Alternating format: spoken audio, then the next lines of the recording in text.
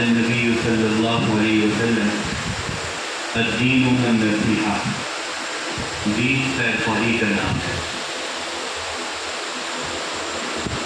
آج کا جو ہمارا پروگرام ہے اس کا عنوان ہے کہ ہم ایک اچھا مسلمان کیسے رہیں۔ یہاں پر ایک سوال یہ بھی کیا جا سکتا ہے کہ پروگرام کا عنوان اچھا مسلمان میں رکھا کر اچھا انسان کر دیا جائے کہ ہم ایک اچھا انسان کیسے رہیں۔ اور اس زمانے کی آواز بھی یہی ہے کہ زمانے میں یہی آواز لگائی جا رہی ہے کہ مذہب کو، دین کو، اس کو پیچھے چھوڑ کر انسانیت کو پہلے رکھا جائے۔ جب انسانیت کو پہلے رکھا جائے گا تو انسانی حقوق کی بات ہوگی، اور اس کو الگ الگ طرح سے لوگ کہتے ہیں کہ ہم پہلے انسان ہیں یا پہلے مسلمان ہیں، ہم پہلے انسان ہیں یا پہلے ہندو ہیں۔ اس طرح سے یہ سوال پیش کیا جاتا ہے۔ تو ہمارے یہاں کا جو عنوان ہے وہ ایک اچھا مسلمان کیوں ہے، ایک اچھا انسان کیوں ہے، اس کو تھوڑا سمجھیں۔ یعنی ہم پہلے مسلمان ہیں یا پہلے انسان ہیں؟ اگر ہم پہلے انسان ہیں تو پہلا عنوان یہ ہونا چاہیے کہ ہم اچھا انسان کیسے بنیں، اور اگر ہم پہلے مسلمان ہیں تو پہلا عنوان یہ ہونا چاہیے کہ ہم اچھے مسلمان کیسے بنیں۔ تو پہلے ہم ہیں کیا؟ جو لوگ یہ نعرہ لگاتے ہیں وہ یہی ثابت کرتے ہیں کہ پہلے ہم انسان ہیں، جو انسانیت کی بات پہلے ہو۔ اصل میں ہم اس کو اگر ایک دوسرے زاویے سے دیکھیں، ہم پہلے کیا ہیں؟ ہم پہلے ہیں مخلوق۔ سب سے پہلے ہم مخلوق ہیں۔ مخلوق کا مطلب ہم بنائے ہوئے ہیں۔ بنانے والا ہمیں کچھ بھی بنا سکتا تھا، وہ ہمیں انسان بناتا تب بھی ہم مخلوق ہیں، وہ ہمیں جانور بناتا تب بھی ہم مخلوق ہیں، وہ ہمیں کچھ اور بنا دیتا، کوئی سیارہ بنا دیتا، کچھ بھی بنا دیتا، تب بھی ہم مخلوق رہتے۔ یہ بات ہمارے ذہن میں رکھنی چاہیے کہ ہم پہلے مخلوق ہیں۔ مخلوق کا پہلا کام یہ ہوتا ہے کہ مخلوق خالق کی تابعداری کرے۔ غلام کا پہلا کام یہ ہوتا ہے کہ غلام اپنے آقا کی مرضی کے حوالے اپنی مرضی کر دے، اپنی سوچ کو، اپنی نظریات کو، اپنی زندگی کو غلام جو ہے اپنے آقا کے تابع کرے۔ یہ غلام کا کام ہوتا ہے۔ مخلوق کا پہلا کام یہ ہوگا کہ مخلوق اپنے آپ کو خالق کے حوالے کرے۔ اگر مخلوق یعنی جس کو بنایا گیا ہے وہ اپنے آپ کو بنانے والے کے تابع نہیں کرتا، بنانے والے کے حوالے نہیں کرتا، تو پھر وہ کسی بھی طرح سے زندگی گزار لے، اس کی زندگی با مقصد نہیں ہو سکتی۔ وہ ترقی کتنی کر لے لیکن مقصد کے مطابق ترقی نہیں ہوگی۔ تو سب سے پہلے ہیں ہم مخلوق، اور مخلوق کا کام ہوتا ہے کہ مخلوق اپنے آپ کو خالق کے حوالے کرے۔ اسی مخلوق خالق کے حوالے ہو جائے، اسی کو ہم اپنی زبان میں کہتے ہیں مسلمان۔ مخلوق خالق کے حوالے ہو جائے، اس کو ہم اپنی زبان میں کہتے ہیں مسلمان۔ مسلمان کا مطلب یہ ہوتا ہے تابع دار، ماننے والا، اپنے آپ کو کسی اور کو سونپ دینے والا، یہ مطلب ہوتا ہے مسلمان کا۔ تو اگر ہم اس زاویے سے اور اس نظریے سے دیکھیں گے کہ ہم ایک مخلوق ہیں اور مخلوق کی ذمہ داری ہے کہ مخلوق اپنے آپ کو خالق کے حوالے کریں، تو نتیجہ یہ نکل کر آئے گا کہ ہم سب سے پہلے مسلمان ہیں۔ لہذا ہمیں سب سے پہلے جو چیز جاننی ہے وہ یہ ہے کہ ہم اچھا مسلمان کیسے ہیں۔ پھر اگر آپ اس بات کو جاننے کی کوشش کریں گے کہ ہم اچھا مسلمان کیسے بنے، تو اس میں انسانیت آپ کو خود بخود نظر آئے گی، انسانی حقوق کی رعایت آپ کو خود بخود نظر آئے گی۔ بھائی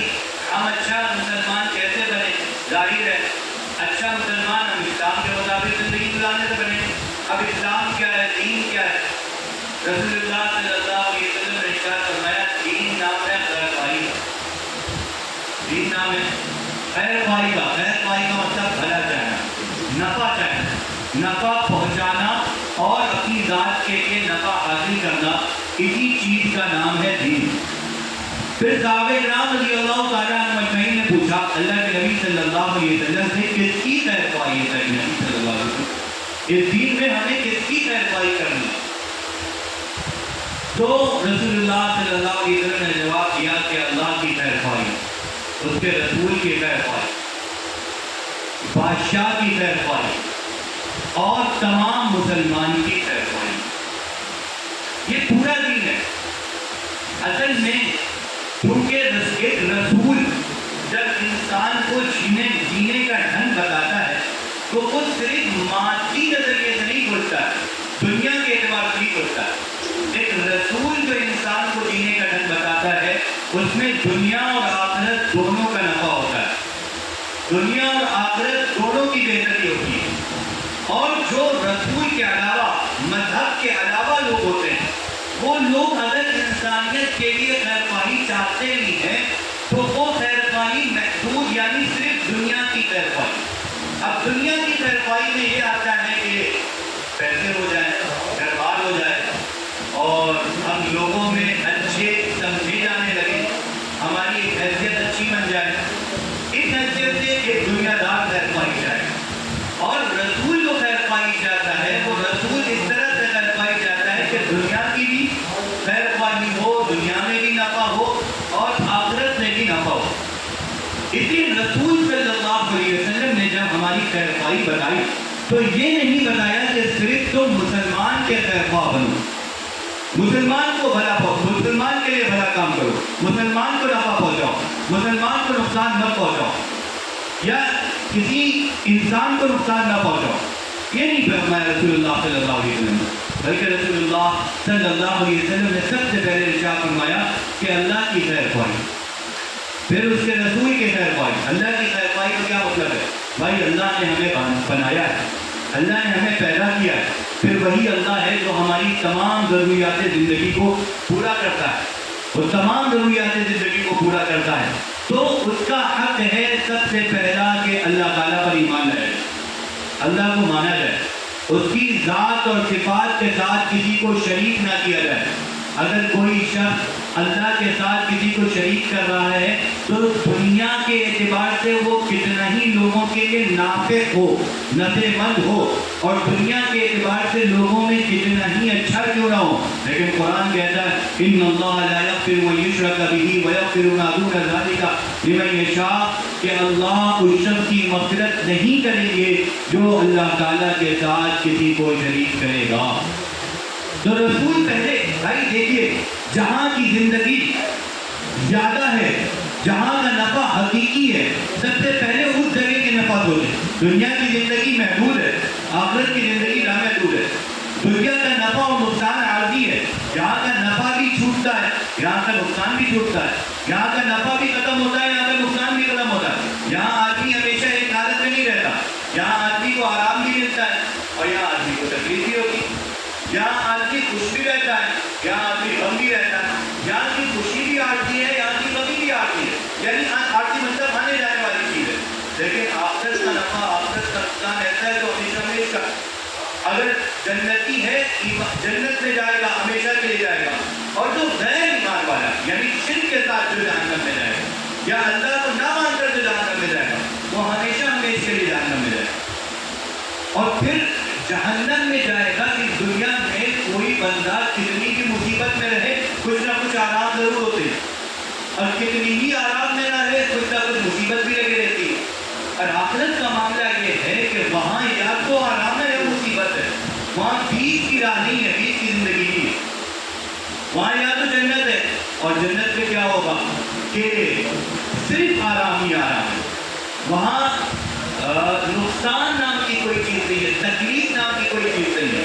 یا تو جہنم ہے جہاں صرف تکلیف ہی تکلیف ہے, آرام نام کی کوئی چیز نہیں. یعنی آدمی کتنی تکلیف میں ہو, اگر پیٹ بھرنے کے لیے کوئی چیز مل جائے تو تھوڑی دیر کے لیے آرام ملتا ہے, پانی کا پیاس بجانے کے لیے کوئی چیز مل جائے تھوڑی دیر کے لیے آرام ملے گا.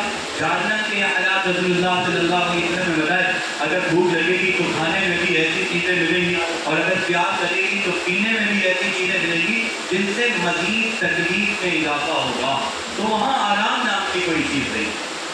تو رسول اللہ صلی اللہ علیہ وسلم بتا رہے سب سے پہلے تم خیرخواہ بنو اللہ کے۔ اللہ کے خیرخواہ بننے کا مطلب یہ ہے کہ اللہ تعالیٰ پر ایمان لاؤ، اللہ کو مانو۔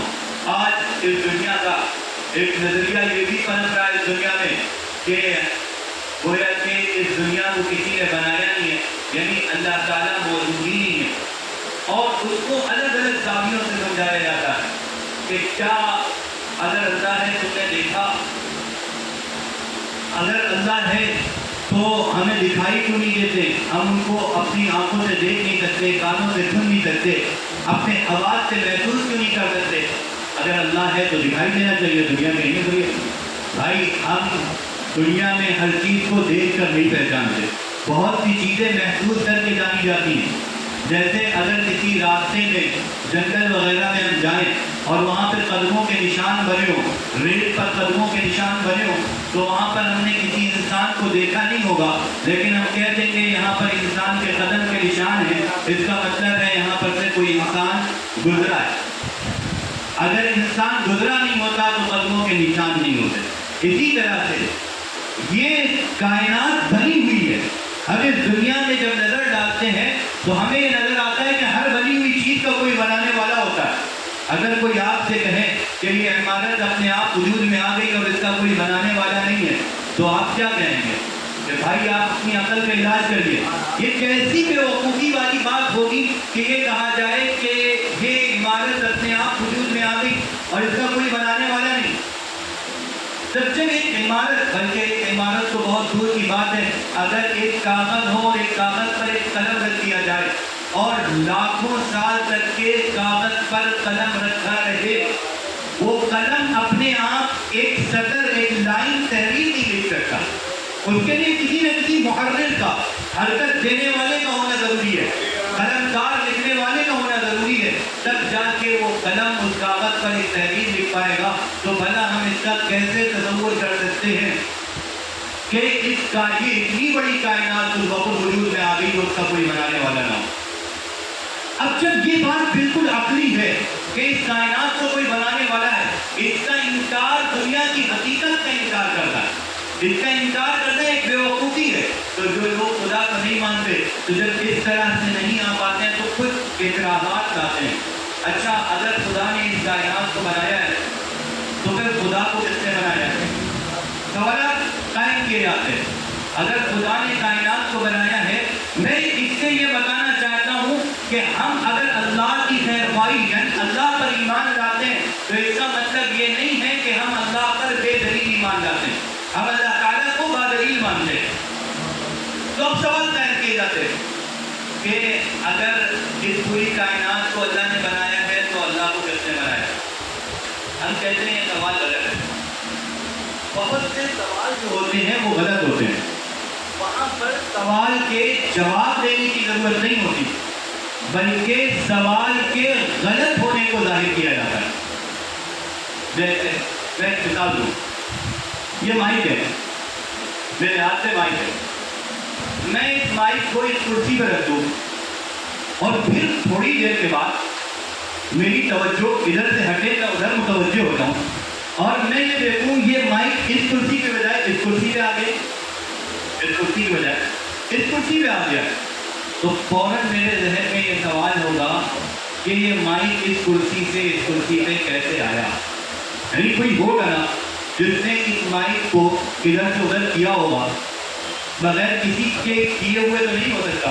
یہ سوال مائک کے بارے میں آئے گا، لیکن میں یہاں پر بیٹھا ہوں، میں خود یہاں پر بیٹھا ہوں، آپ یہاں سے باہر چلے جائیں اور تھوڑی دیر کے بعد آئیں، آپ دیکھیں میں اس کرسی پہ نہیں بیٹھا ہوں بلکہ بیچ والی کرسی پہ بیٹھا ہوں، ادھر بیٹھا ہوں، تو کیا آپ کے ذہن میں یہ سوال آئے گا کہ مولانا صاحب اس کرسی سے اس کرسی پہ کیسے چلے گئے، کس نے ان کو ادھر سے ادھر کر دیا؟ یہ سوال نہیں ہے۔ کیوں مائک کے بارے میں سوال آ رہا تھا، میرے بارے میں نہیں آ رہا؟ اس کی وجہ کیا ہے؟ اس کی وجہ یہ ہے مائک بے جان ہے، مائک کے اندر حرکت کرنے کی صلاحیت نہیں ہے، یہ حرکت نہیں کر سکتا، اس کے لیے ضروری ہے کوئی اس کا محرک ہو، کوئی حرکت دینے والا ہو، کوئی اٹھانے والا ہو، کوئی رکھنے والا ہو، سر کے مائک ادھر سے ادھر جائے گا، اس کے بارے میں تو یہ سوال کیا جائے گا کہ اس کو ادھر سے ادھر کس نے کیا، لیکن میرے اندر ارادے کی قوت ہے، میرے اندر حرکت کی قوت ہے، میرے اندر چلنے کی قوت ہے، میں اپنے آپ کو ایک جگہ سے دوسری جگہ خود بخود منتقل کر سکتا ہوں، میں ان چیزوں میں کسی دنیا کی چیز کا محتاج نہیں ہوں، اللہ کا محتاج ہوں، لیکن اللہ نے مجھے یہ قدرت اور طاقت کے اختیارات دیے ہیں کہ میں اپنی مرضی سے اپنے آپ کو سنبھال سکتا ہوں، اس وجہ سے میرے بارے میں یہ سوال نہیں کیا جائے گا میں یہاں سے ادھر چلا جاؤں تو یہ نہیں ہوگا کہ کیسے گئے، بھائی خود سے گئے، اپنے پیروں سے گئے، اپنے ارادے سے گئے، اپنی قوت سے گئے۔ اس سے یہ معلوم ہوتا ہے کچھ چیزوں کے وجود میں، کچھ چیزوں کے وجود میں کچھ ایسی کوالٹیز، ایسی صفات، ایسی صلاحیت ہوتی ہے کہ ان سے بہت سے سوالات خود بخود ختم ہو جاتے ہیں۔ مائک میں حرکت کی صلاحیت نہیں تھی، مائک کے بارے میں سوال تھا، میرے اندر حرکت کی صلاحیت تھی، اس لیے میرے بارے میں یہ سوال نہیں تھا۔ لیکن اسی طریقے سے ہم کہتے ہیں اللہ تعالیٰ کی جو ذات ہے، اللہ، جب ہم اللہ کا تصور کرتے ہیں تو اس میں اللہ کے تصور میں یہ بات آتی ہے اللہ بے نیاز ہے، اللہ کسی کا محتاج نہیں، اللہ کسی کا محتاج نہیں، اگر وہ محتاج ہو جائے تو وہ اللہ ہی نہیں، ہم اس کو اللہ مانیں گے ہی نہیں اگر محتاج ہو جائے۔ جب اللہ الصمد ہے، اللہ بے نیاز ہے، تو اس کے بعد مطلب جب اللہ الصمد ہے،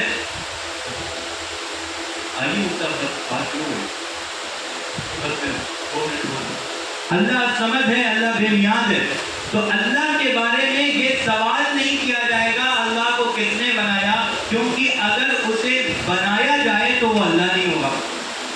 دوسری بات ہم نے کہا ہر بنی ہوئی چیز کا بنانے والا ہوتا ہے، اللہ بنی ہوئی چیز نہیں ہے کوئی بنانے والا ہو، اللہ وہ ہے جو ہمیشہ ہمیشہ ہے، لہذا اس کے بارے میں کیوں اور کیسے کا سوال ہی نہیں اٹھے گا۔ تو یہاں پر میں یہ کہہ رہا تھا دین خیر خواہی کا نام ہے، اس میں سب سے پہلے اللہ تعالیٰ کی، میں تو آپ کے درمیان میں بس گویا کہ آپ کے وقت کو کچھ قیمتی بنانے کے لیے کہ وقت برباد نہ ہو، اس لیے میں حائل ہوا تھا۔ اس کو بیان ہمارے حضرت مولانا مفتی عبدالرشید صاحب باقی دامت برکاتہ کا ہونا ہے، حضرت والا تشریف لے آئے، اس لیے میں اب آپ کے درمیان میں بالکل بھی حائل نہیں ہونا چاہتا ہوں، میں درخواست کرتا ہوں حضرت والا سے تشریف لائیں۔